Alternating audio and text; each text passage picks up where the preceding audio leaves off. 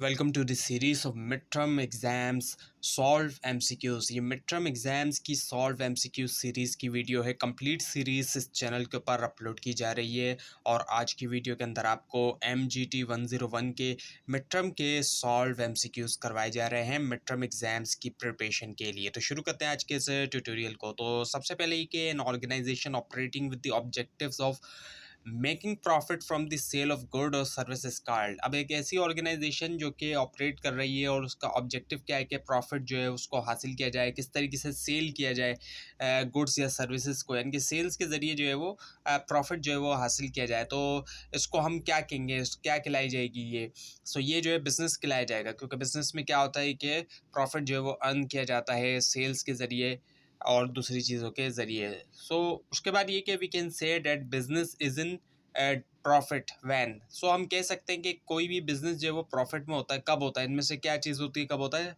Income exceeds expenditure. जब income जो है वो एक्सीड कर जाती है, ज़्यादा हो जाती है एक्सपेंडिचर से उसके मुकाबले में। उसके बाद ये कि विच of the following account balance, इनमें से कौन सा अकाउंट बैलेंस जो है उसको शो किया जाएगा डेबिट साइड के ऊपर ट्रायल बैलेंस के? सो वो है cash account. So cash account is the answer. उसके बाद ये क्या है, इफ़ कॉस्ट ऑफ सेल्स, अगर कॉस्ट ऑफ सेल जो है वो है 60,000 रुपीज़, सेल्स हैं 95,000, ऑपरेटिंग एक्सपेंसेस हैं 20,000 during the year. So net profit इस सिचुएशन में क्या होगा, वो होगा 15,000 रुपीज़। उसके बाद ये कि in cost of goods sold statement, जो cost of goods sold statement है, सो जो कॉस्ट ऑफ गुड मैन्युफैक्चर्ड है वो बराबर है इनमें से किसके? वो है total factory cost plus opening work in process minus ending work in process. So this one is the answer. उसके बाद ये कि इफ़ अगर जो कॉस्ट ऑफ मशीन जो है वो 4 लाख है, यूजफुल लाइफ 5 ईयर्स है, रेजिडुअल वैल्यू 25,000 है, सो जो डेप्रिसिएशन है मशीन की per year straight line method को अगर हम यूज़ करते हैं सो वो है 75,000 रुपीज़। उसके बाद ये कि फाइंड आउट करें जो मिसिंग वैल्यू है, जो अकाउंटिंग इक्वेशन है उस डेटा में से जो आपको दिया गया है, जो कि कैश है इसके अंदर 1 लाख और इसके अलावा डेटर्स हैं 10,000 और अदर एसेट्स है 1,000, इस तरह ऑनर्स इक्विटी 1,000 है। सो जो लाइबिलिटीज़ हैं, ज़ाहिर बात है यहाँ पर आप देख सकते हैं कि यहाँ पर लाइबिलिटीज़ नहीं हैं। सो जो लाइबिलिटीज़ हैं वो हैं 1,11,000 rupees. So upon checking the bank statement, check करने के ऊपर जब बैंक स्टेटमेंट को कैश बुक के मुकाबले में जो कि मिस्टर ए ने किया, ये डिस्कवर किया गया है कि अमाउंट जो है 120 रुपीज़ का फॉर डिविडेंड, डिविडेंड के लिए XYZ कॉरपोरेशन से हैज़ नॉट बिन इंटर्ड, उसको इंटर नहीं किया गया था कैश बुक के अंदर। सो इनमें से कौन सी एंट्री जो है उसको ज़ाहिर बात है रिकॉर्ड करेंगे ताकि जो मिस्टेक है उसको रेक्टिफाई कर सकें, सही कर सकें। सो वो ये है कि बैंक अकाउंट को डेबिट कर दिया जाएगा और डिविडेंड अकाउंट को जो है वो क्रेडिट कर दिया जाएगा। और उसके बाद ये कि अगर बैड डेट्स जो है वो रिटर्न ऑफ होते हैं, वो गिवन है एडजस्टमेंट के अंदर। सो इनमें से कौन सी एंट्री जो है बैड डेट्स रिटर्न ऑफ के लिए करेक्ट है? वो ये कि बैड डेट्स अकाउंट डेबिट और डेटर अकाउंट क्रेडिट। उसके बाद कि इनमें से कौन सा जो है वो बेनिफिट है सब्सिडरी लेजर अकाउंट्स का बिजनेस के लिए? वो है all of the given options, जितने भी ऑप्शंस हैं यहाँ पर आपको दिए गए हैं। कि पहले ये tells about the customer attitudes of payment है। उसके बाद ये can be checked against the control account to pick up recording errors है। उसके अलावा ये कि it tells about the complete history of transaction of business client। उसके बाद ये कि when one और both aspect of transaction, जब कोई एक या दोनों एस्पेक्ट जो ट्रांजेक्शन के रिकॉर्ड किए जाते हैं रॉन्ग क्लास के अंदर या फिर कैटेगरी ऑफ अकाउंट के अंदर, वो खिलाए जाते हैं। इनमें से क्या है? Principle, error of principle. उसके बाद इनमें से कौन सा जो है वो फर्स्ट फेज होता है टिपिकल ऑपरेटिंग साइकिल का? वो है purchase goods and services, purchase goods and services. और उसके बाद in which type of a business, में से किस तरह के बिजनेस के अंदर ऑनर और जो बिजनेस होता है उनको सेम ही कंसिडर किया जाता है in the eyes of law, यानी कि लॉ के मुताबिक, कानून के मुताबिक, यानी कि बिजनेस और जो ऑनर है वो सेम है, यानी कि ऐसा नहीं कंसिडर किया जाएगा कि बिजनेस अलग है ऑनर से। सो सोल प्रोप्राइटरशिप में यही होता है कि ऑनर और बिजनेस को सेम ही कंसिडर किया जाता है। उसके बाद इनमें से कौन सा क्लोज जो है या क्लोजेस जो है वो डिस्कस किए गए हैं memorandum of association of companies में। जितने भी यहाँ पर ऑप्शन दिए गए हैं, all of the given option इसका आंसर है, जिसमें नेम ऑफ द कंपनी आता है, प्लेस ऑफ रजिस्टर ऑफिस और ऑब्जेक्टिव ऑफ द कंपनी। उसके बाद ये कि 6% debenture accounts 3 lakh. So what amount of interest, तो जो अमाउंट है इंटरेस्ट का डिबेंचर्स के अंदर क्या अमाउंट जो है वो शो होना चाहिए प्रॉफिट एंड लॉस अकाउंट में। सो वो है 18,000 रुपीज़। उसके बाद ये कि इनमें से कौन सा जो है वो टाइप है बिजनेस की जिसको कंपनी ऑर्डिनेंस या कंपनी एक्ट के अंडर जो है वो फॉर्म किया जाता है, वो है जॉइंट स्टॉक कंपनी। सो जॉइंट स्टॉक कंपनी जो है वो टाइप है। उसके बाद ये कि if company has distributable profit, अगर एक कंपनी का जो है वो डिस्ट्रीब्यूटेबल प्रॉफिट है 4,90,000 का, सो जो प्रॉफिट शेयरिंग रेशियो है mister A, mister B, mister C का, वो है 2, 3 और 5। सो प्रॉफिट शेयर जो है वो क्या होगा मिस्टर सी के लिए, इस हिसाब से रेशियो के हिसाब से अगर हम देखते हैं जो कि 5 बनता है इनका, सो ये जो है 2,45,000 बनता है। उसके बाद ये कि स्टॉक अकाउंट जो वो क्रेडिट किया जाता है और जो क्रेडिटर अकाउंट है वो डेबिट किया जाता है। सो इनमें से कौन सा जो है वो रिफ्लेक्ट कर रहा है स्टेटमेंट को, ये जो ऑप्शन है वो है गुड्स रिटर्न। गुड्स रिटर्न इसका आंसर है। उसके बाद इनमें से कौन सा जो है जस्टिफाई करता है जब प्रॉफिट जो है उसको अर्न किया जाए। सो वो ये है कि इनकम जो है वो एक्सीड कर जाती है, एक्सपेंडिचर को ज़्यादा हो जाती है नहीं। उसके बाद ये कि एक पार्टनरशिप के अंदर मिस्टर एक्स और मिस्टर वाई की, सो जो शेयर होता है प्रॉफिट का मिस्टर एक्स का वो है 3,840 और जो शेयर है प्रॉफिट का मिस्टर वाई का वो है 5,760। सो रेशियो क्या होगा उनके शेयर का, वो है 2:3। उसके बाद इनमें से कौन सा जो है वो मेजर बेनिफिट होता है पार्टनरशिप का, अगर हम सॉल्व प्रोप्राइटरशिप के मुकाबले में देखते हैं, वो होता है रेजिंग कैपिटल। सॉल्व प्रोप्राइटरशिप में जाहिर बात है ऑनर को खुद से ही कैपिटल लाना पड़ता है, एक ही ओनर को खुद से लाना पड़ता है, जबकि पार्टनरशिप में ज़्यादा ओनर होते हैं तो फिर कैपिटल आना भी ज़्यादा पॉसिबल होता है और इजी भी कह सकते हैं हम। उसके बाद कि profit earn by partnership, partnership ने जो प्रॉफिट अर्न किया compensate the owners for which of the following, compensate किया जाता है ओनर्स को, कंपनसेट करता है ओनर्स को इनमें से किसके लिए, वो तमाम जितने भी ऑप्शंस हैं यहाँ पर, जैसे कि personal services render to the business है, capital invested in the business, और इसके अलावा assuming the risk of the owners of owner.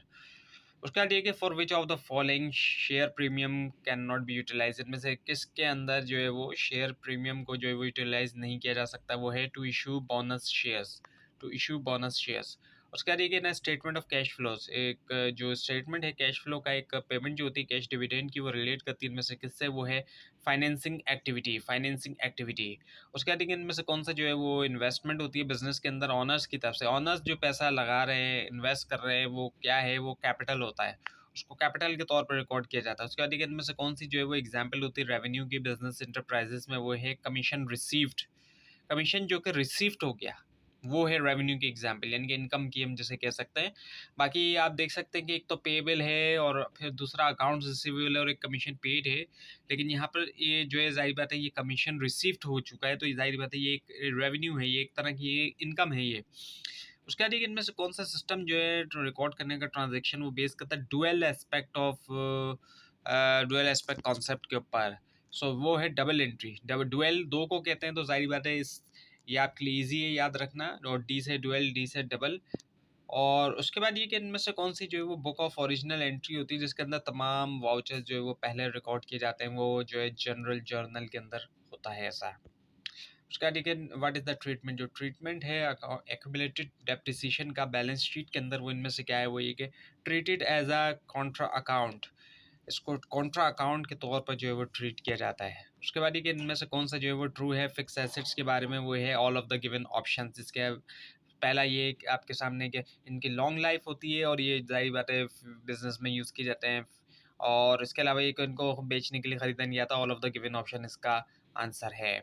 उसके बाद इनमें से कौन सी कॉस्ट जो है वो जो है एट्रीब्यूटेबल नहीं है फिक्स्ड एसेट्स के लिए, वो है administrative and general overhead cost. उसके बाद ये मिस्टर बी का कैश बुक जो है उसने शो करती है क्रेडिट बैलेंस जो है 68,000 का, और इन्होंने इशू किया चेक जो है वो 7,000 का, लेकिन अभी इन्होंने प्रेजेंट नहीं किया बैंक को। सो बैलेंस क्या होगा बैंक स्टेटमेंट का, वो है 75,000। और उसके बाद ये कि अगर कैश परचेज जो है वो मिसिंग फिगर है, सो इसको एसर्टेन किया जा सकता है कंस्ट्रक्शन के ज़रिए किसकी, कैश अकाउंट की। उसका देखिए डेप्रिसिएशन एक्सपेंस जो है वो चार्ज किया जाता है, इनमें से कौन से हेड को वो है, it depends on the nature of expense, जो नेचर ऑफ एक्सपेंस होती है उसका देखिए इनमें से कौन से जो है वो उनको शामिल किया जाता है कॉस्ट ऑफ गुड्स सोल्ड के अंदर, वो है all of the given options, जितने भी ऑप्शंस आपको यहाँ पर दिए गए। उसका देखिए एक फर्म के पास जो सेल थी 2 लाख रुपीज़ की, कॉस्ट ऑफ गुड अवेलेबल था सेल के लिए 120,000 का, और एक एंडिंग फिनिश गुड्स इन्वेंट्री जो है 20,000 की। सो सेलिंग और एडमिनिस्ट्रेटिव एक्सपेंसेस जो है वो 55,000 है। इनमें से कौन सा जो है वो ट्रू है, वो है कि ग्रोस प्रॉफिट जो है वो था 1 लाख रुपीज़ का। उसके बाद एक इनमें से कौन सा जो है वो ट्रू होता है, कंपनीज जो कि लिमिटेड बाय शेयर्स हैं, वो ये कि लाइबिलिटी जो होती है of the share holder is limited, वो लिमिटेड है। उसके बाद एक इनमें से कौन सी जो है वो शो किया जाता है लाइबिलिटी साइड के ऊपर बैलेंस शीट की, वो ये कि both share capital and share premium account दोनों। उसके बाद देखिए XYZ कंपनी का जो है वो पेड अप कैपिटल था 20,000 शेयर जो है, और हर एक जो है वो 100 रुपीज़ का। कंपनी जो है वो ऑफर करती है एग्जिस्टिंग शेयर होल्डर को राइट के वो बाय करें 3 शेयर्स जो है 100 रुपीज़ के, हर कोई जो है वो 125 के ऊपर for every 5 share held. So number of right share क्या होंगे, वो है 12,000 राइट शेयर्स। उसके बाद ये कि कंपनी को जो वो कहा जाता है रजिस्टर कब कहा जाएगा, जब it gets certificate of incorporation from registrar of company, जब सर्टिफिकेट ऑफ इनकॉर्पोरेशन जो है वो मिल जाए रजिस्ट्रार ऑफ कंपनी से। उसके बाद इनमें से कौन सी जो है वो उसको कंसिडर किया जाता है as a non cash item जो है कैश फ्लो स्टेटमेंट में, वो है डिप्लेशन। उसके बाद इनमें से कौन सा जो है वो करेक्ट स्टेटमेंट है लिक्विडिटी और प्रॉफिटेबिलिटी के हवाले से, वो है the liquidity and profitability is not the same thing but both have equal importance. Liquidity और प्रॉफिटेबिलिटी सेम नहीं है लेकिन दोनों की इक्वल इंपॉर्टेंस है। उसके बाद ये कि अगर इफ़ इशुएंस ऑफ शेयर, अगर इशुएंस ऑफ शेयर जो है अगेंस्ट कैश जो है वो है 2,000 और पेमेंट ऑफ डिविडेंड जो है वो 9,000 है, सो इनमें से कौन सा जो है वो करेक्ट है, वो है आउटफ्लो ऑफ कैश 77,000 रुपीज़। उसके बाद लेकिन विच ऑफ द फॉलोइंग इनमें से कौन सा जो करेक्ट है ग्रोस प्रॉफिट रेशियो के बारे में, वो है gross profit divided by net sales multiply by 100। उसके बाद देखिए fix assets are also called, fix asset और भी क्या कहलाए जाते हैं, वो डेप्रिशिएबल एसेट्स भी कहलाए जाते हैं। उसके बाद देखिए जो स्टॉक है ट्रेडिंग कंसर्न का, उसमें क्या क्या है इनमें से, वो है मर्चेंडाइज इन्वेंट्री, इसके अंदर मर्चेंडाइज इन्वेंट्री जो है वो शामिल है। उसके बाद देखिए विच ऑफ द फॉलोइंग इनमें से कौन से जो है वो कॉन्ट्रा एसेट कंट्रोल अकाउंट्स के आइटम हैं, उसमें दोनों हैं credit and credit sales and credit purchase. अब ये कि ट्रांजैक्शन ऐसी जो कि कम्प्लीटली तौर पे भूला जा चुका है, फॉरगेट गॉटन है, कम्प्लीटली तौर पे उनको भूल चुके हैं एंटर करना, उनको रिकॉर्ड करना। सो उनको हम कौन सा एरर कहते हैं, वो एरर ऑफ ओमिशन होता है, यानी कि ओमिट कर दिया जाता है एक ट्रांजैक्शन को, बिल्कुल ही मिस कर दिया। उसका ये कि एक रिसिप्ट जो है 10,000 रुपीज़ की मिस्टर बिलाल से उसको रिकॉर्ड किया गया 1,000 के तौर पर। सो कौन क्या एडजस्टेड होगा, जाहिर बात है कितना अमाउंट को हम एडजस्ट करेंगे, रेक्टिफाइंग एंट्री में 9,000 को करेंगे क्योंकि जो डिफरेंस आ रहा है इन दोनों का वो 9,000 आ रहा है। उसके बाद ये कि इनमें से कौन सा जो है वो कैश इनफ्लो नहीं है, वो है परचेज ऑफ फिक्स एसेट। जब कोई भी चीज़ ख़रीदी जाती है तो कैश जो है वो आउटफ्लो होता है जबकि वो चीज़ आती है। उसके बाद एक इनमें से कौन सा जो है वो बिजनेस पब्लिश करता है फाइनेंशियल स्टेटमेंट्स को, वो है पब्लिक लिमिटेड कंपनीज। जो कंपनी होती है स्पेशली जो पब्लिक लिमिटेड कंपनी है उसको पब्लिश करना होता है फाइनेंशियल स्टेटमेंट्स। उसके बाद एक इनमें से कौन सा जो है वो शेयर प्रीमियम जो है, इनमें से किसके लिए शेयर प्रीमियम को यूटिलाइज किया जा सकता है, all of the given option, जिसमें राइट ऑफ करने के लिए प्रिलिमिनरी एक्सपेंसेस, मीट करने के लिए एक्सपेंसेस जो है इशूंस ऑफ शेयर के लिए, और इशू करने के लिए बोनस शेयर। उसके बाद इनमें से कौन सा स्टेटमेंट जो है वो ट्रू नहीं है objective of statement of cash flows के हवाले से, वो ये है कि it is use for reporting the net profit of the period. और उसके बाद ये कि एक्सपेंडिचर जो है वो रेवेन्यू इन नेचर होता है कब, जब it benefits the current period, जब ये बेनिफिट देता है करंट पीरियड को। तो ये थी आज की वीडियो। आपको इस बारे में कोई क्वेश्चन है, खास तौर पे इसमें कोई मिस्टेक दिखाई दे, ज़रूर हाईलाइट कीजिए। और इस पूरी सीरीज़ को देखने के लिए और मिड टर्म एग्जाम्स की प्रिपरेशन के लिए इस चैनल को सब्सक्राइब कीजिए, बेल आइकन के ऊपर क्लिक कीजिए। Thanks for watching this video and best of luck for your exams.